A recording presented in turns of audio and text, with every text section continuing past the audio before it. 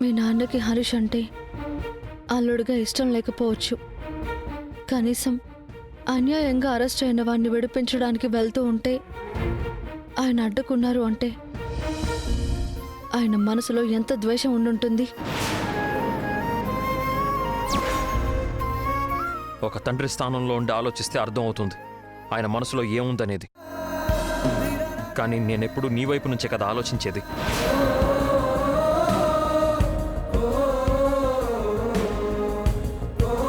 ప్రతిసారి తప్పులు చేసేది మీరే. మళ్ళీ ఏమన్నా అంటేనేమో విక్టిమ్స్ లాగా మొసలి కన్నీళ్లు కారుస్తారు.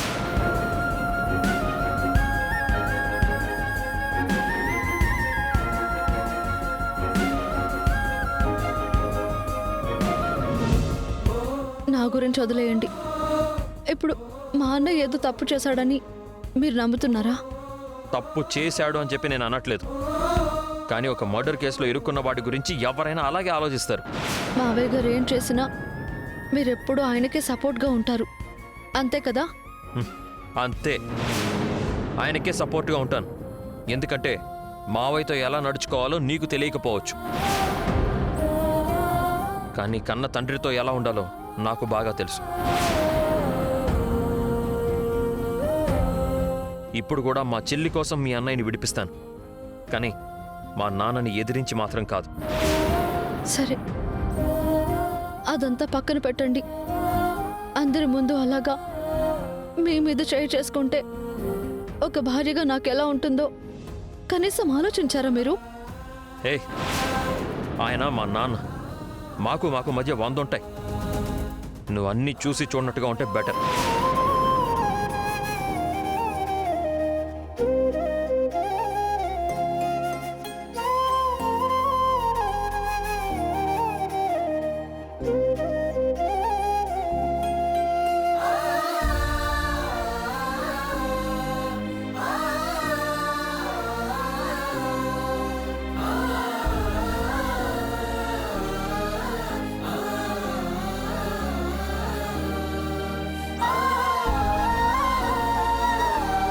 ఆయన మా నాన్న.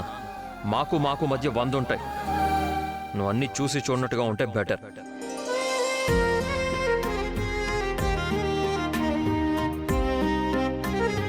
అమ్మ తులసి,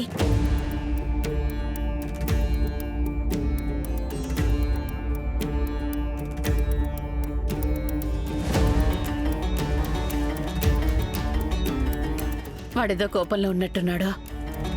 నువ్వు వాడి మాటలే పట్టించుకోకమ్మా.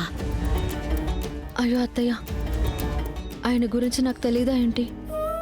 నేనేం బాధపడట్లేదు. బంగారు తల్లి, ఆ భగవంతుడు నీకు భూదేవికున్నంత ఓర్పునిచ్చాడు. తెలుసో తెలియకో వాళ్ళిద్దరి మధ్య దూరం పెరిగింది. మళ్ళీ వాళ్ల కారణంగా మీ మధ్య కూడా గొడవలు వస్తాయేమోనని నేను భయపడ్డాను.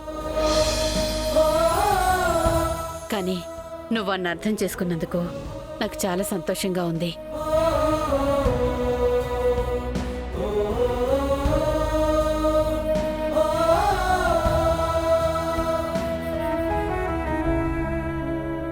మీరు అనుకున్న గొడవ ఇప్పుడే కాదత్తయ్య, మా మధ్య ఎప్పటి నుంచో ఉంది.